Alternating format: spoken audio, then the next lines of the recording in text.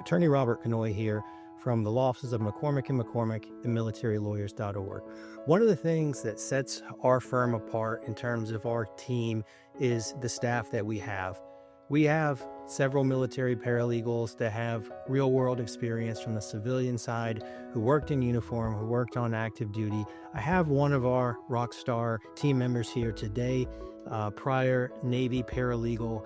Tell all of our viewers here what you did in the Navy. Hi, my name is Namibia. I spent 12 years in the Navy serving as a military paralegal. While being a military paralegal, I had different duties assigned to helicopter squadrons, to the trial shop, and also aboard ships at a Staff Judge Advocate Command. Okay. So you were previously a petty officer first class in E6? Yes. Okay. So I want to ask one question that we get, or something that I see quite often with clients, is that they may find themselves in a little trouble, a little disciplinary situation, and they've got a friend or a mentor or like their leading petty officer, supervisor, someone like that, who's given them some advice on kind of things that they should do. What are some of the potential problems or issues that you may see with that? One thing that we see or have seen in the past is when you're getting advice from other sailors, the advice, although well-intentioned, can be harmful to your case. The only person who's truly going to be able to advocate for you is a defense attorney. The legal men in the legal shop, the CO, the CMC, your mentor, the DAPA, anyone in these roles, although it may seem as though they're attempting to help, their job is not solely to protect you and your rights. Okay.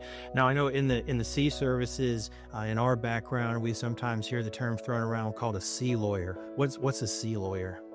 A sea lawyer is, I would say that it's somebody who thinks that they know the law better than anyone else. They may have heard of the case and maybe their friend had something happen and it worked out for them or so and so, but just because it worked out for one may not be the same for you. And sea lawyers, honestly, I would say steer clear from them because they think that they're trying to help and sometimes can make a situation worse. Okay.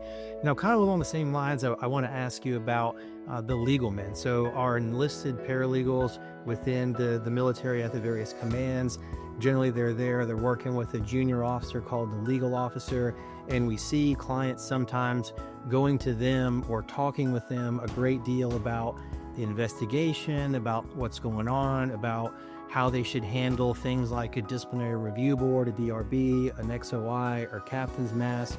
Is there any dangers or problems with that?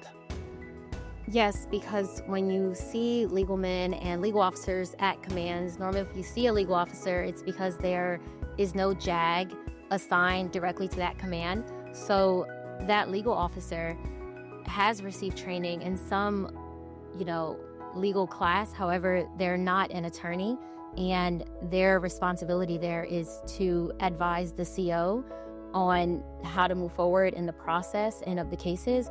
It's not necessarily to advise the sailor what's in their best interest for the case. And have you seen situations where that kind of relationship or that responsibility in terms of what the LN1 or what the legal officer's there to do, where that gets confused, or maybe the sailor has a different understanding or a mistaken belief as to what they're there for? Yes, I think all the time it is extremely easy for a sailor to walk into the legal office and assume that those in that office, because it's the legal office, that they would be able to provide advice to help navigate the situation. But that's not the case, especially at the command level. The role of that legal office is to advise the CO, and sailors don't often know that. They walk in and they see an officer and they know legal office and they assume JAG, and they're not interchangeable. They're not the same. Okay.